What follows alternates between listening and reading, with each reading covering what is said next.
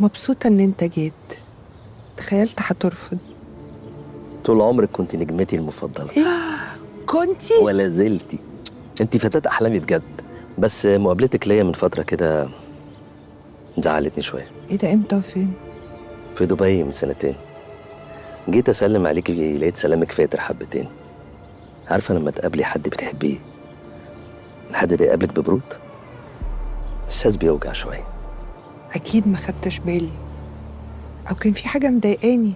أصله بالعكس أنا لطيفة مع كل الناس. على فكرة نهلة غير أي نجمة في مصر، مشكلتها إنها أصلاً متواضعة زيادة عن اللزوم. أصلي هتنك ليه؟ بس في الآخر إحنا بني آدمين، وساعات ممكن المود بتاعنا يبقى مش حلو، فالحكاية كلها بتبقى باد لك على اللي جاي يسلم بس. أنا اتأكدت إنك إنسانة كويسة قوي الفترة اللي فاتت. إيه ده؟ اشمعنى الفترة اللي فاتت؟ لأني كنت بدور وراكي بصراحة كده، ومش هخبي عليكي، أنا كنت هشتغل مع جليل رسلان. إيه ده؟ معقولة؟ يا على الحظ الوحش.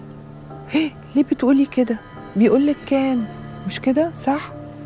أنا جيت النهاردة وأنا مبسوط بعد ما عرفت الحقيقة، وبعد ما عرفت إن جليل رسلان كانت فعلا عاوزة تأذيكي. هي ست شريرة. أنا عارف إنك مع شاهر الجبالي، هو ما بيحبنيش وبصراحة ولا أنا كمان.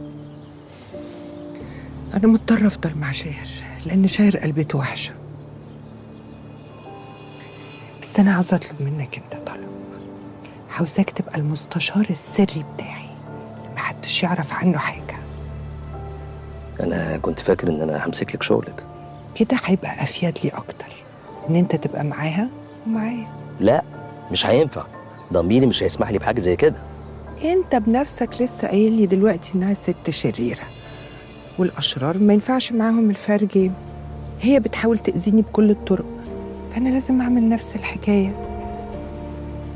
وجودك معاها هيخليني دايما سابقة بخطوة.